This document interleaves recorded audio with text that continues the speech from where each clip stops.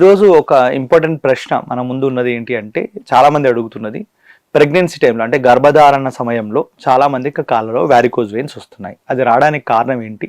దానికి తీసుకోవాల్సిన జాగ్రత్తలు ఏంటి?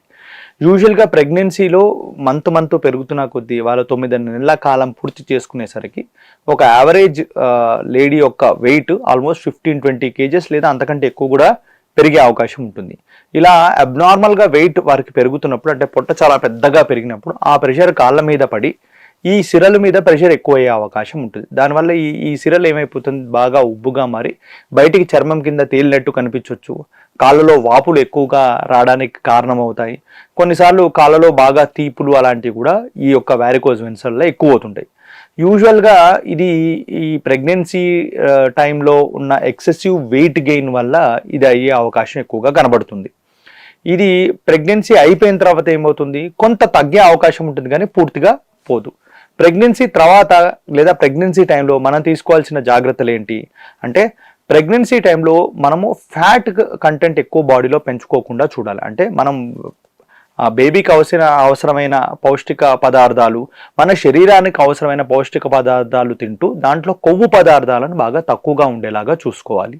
అదే కాకుండా కొంత ఫిజికల్ యాక్టివిటీ మీద కూడా మనం ఫోకస్ అనేది చేయాల్సిన అవసరం ఉంటుంది.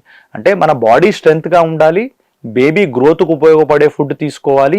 అదే మాదిరిగా మన అబ్నార్మల్గా ఫ్యాట్తో కూడిన ఒబిసిటీలోకి వెళ్లకుండా చూసుకోగలగాలి. ఎందుకంటే చాలాసార్లు ఏమైపోతుందంటే ప్రెగ్నెన్సీ టైంలో కొంత ఫిజికల్ యాక్టివిటీ కూడా మేము చాలాసార్లు సజెస్ట్ చేస్తాం.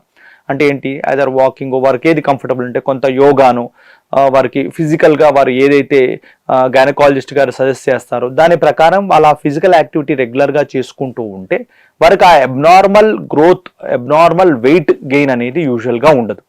పోస్ట్ ప్రెగ్నెన్సీ ఆ వెయిట్ లాస్ కావడం కూడా చాలా ఈజీగా ఉంటుంది. కాకపోతే ప్రెగ్నెన్సీ టైంలో అబ్నార్మల్గా వెయిట్ గెయిన్ అయినప్పుడు ఏమైపోతుందంటే పోస్ట్ ప్రెగ్నెన్సీ ఆ వెయిట్ తగ్గించుకోవాలంటే అంత ఈజీ కాదు. చాలాసార్లు ఆ వెయిట్ తగ్గడానికి కూడా చాలా వ్యయ ప్రయాసాలు చేయాల్సిన అవసరం ఉంటుంది. ఆ వెయిట్ అలా పెరిగిపోవడం వల్ల ఏమైపోతుంది అంటే ఆ వ్యారికోజ్ వెయిన్స్ కూడా ఇంకా ఎక్కువగా పెరిగి కాళ్ళలో నలుపులు వచ్చి, గాయాలు వచ్చి, లేదా కొన్నిసార్లు బ్లీడింగ్ వ్యారిసెస్ అంటాం. అంటే వ్యారికోజ్ వెయిన్స్ నుంచి కొంచెం రక్తం కూడా కారే అవకాశం ఉంటుంది. అలా వచ్చే అవకాశాలు ఉంటాయి. అలాంటి పేషెంట్స్కి ఒకవేళ సిమ్టమ్స్ అలా ఎక్కువగా ఉన్నాయి అంటే మేమేం చేస్తాము, ప్రొసీజర్ కూడా చేయాల్సిన అవసరం ఉంటుంది.